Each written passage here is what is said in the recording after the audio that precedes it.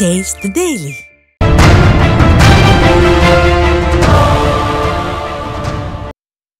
திண்டுக்கல் ரயில் நிலையத்தில் ரயிலில் கடத்தி வரப்பட்ட 6 கிலோ கஞ்சா மற்றும் குட்கா பொருட்கள் உள்ளிட்டவை பறிமுதல் செய்யப்பட்டன. கோவையிலிருந்து நாகர்கோயில் செல்லும் ரயிலில் கஞ்சா, குட்கா மற்றும் மது பாட்டில்கள் உள்ளிட்டவை கைப்பற்றப்பட்டன. ஸ்டாலின் ஆட்சியின் தோல்விக்கு சாட்சியாக நாளுக்கு நாள் போதைப்பொருள் விற்பனை அதிகரித்திருப்பதாக மக்கள் குற்றம் சாட்டியுள்ளனர். திண்டுக்கல் மாவட்டம் சின்னாளப்பட்டி அருகே மர்ம நபர் ஒருவர் இருசக்கர வாகனத்தை திருடிச் செல்லும் சிசிடிவி காட்சி வெளியாகி அதிர்ச்சியை ஏற்படுத்தியுள்ளது.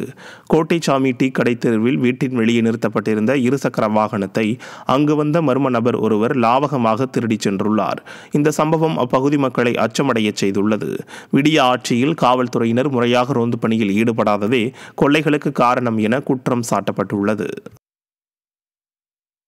கரூர் மாவட்டம் குளித்தலை அருகே மூதாட்டியை கட்டி போட்டு அவரிடம் இருந்த 1 சவரன் தாலிச்சங்கிலியை மர்ம நபர் பறித்துச் சென்ற சம்பவம் அதிர்ச்சியை ஏற்படுத்தியுள்ளது.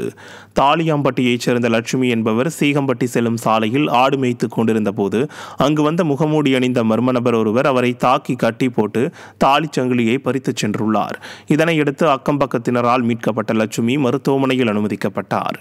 ஸ்டாலின் ஆட்சியில் சந்தி சிரிக்கும் சட்டம் ஒழுங்கால் வெளியில் செல்லவே அச்சப்படும் சூழல் உள்ளதாக மக்கள் வேதனை தெரிவித்துள்ளனர். சென்னை கொருக்குப்பேட்டையில் இன்ஸ்டாகிராமில் ரீல்ஸ் செய்து பதிவிட்ட மனைவியை கணவர் கத்தியால் குத்தியதில் அவர் படுகாயமடைந்தார். கொருக்குப்பேட்டை கண்ணகி நகரைச் சேர்ந்த 22 வயது பெண் ரீல்ஸ் செய்து சமூக வலைதளத்தில் பதிவிட்டு வந்துள்ளார். இதற்கு அவரது கணவர் சங்கர் எதிர்ப்பு தெரிவித்து தகராறில் ஈடுபட்டுள்ளார். இந்த நிலையில் குடிபோதையில் வீட்டிற்கு வந்த சங்கர் மீண்டும் தகராறு செய்து மனைவியை கத்தியால் குத்தியுள்ளார். இதில் படுகாயமடைந்த பெண்ணுக்கு அரசு மருத்துவமனையில் சிகிச்சை அளிக்கப்படும் நிலையில் கணவரிடம் விசாரணை நடந்து வருகிறது. இதனிடையே அப்பா ஸ்டாலின் மாடல் ஆட்சியில் பெண்களுக்கு பாதுகாப்பில்லாத நிலை ஏற்பட்டுள்ளதாக பலரும் குற்றம் சாட்டியுள்ளனர்.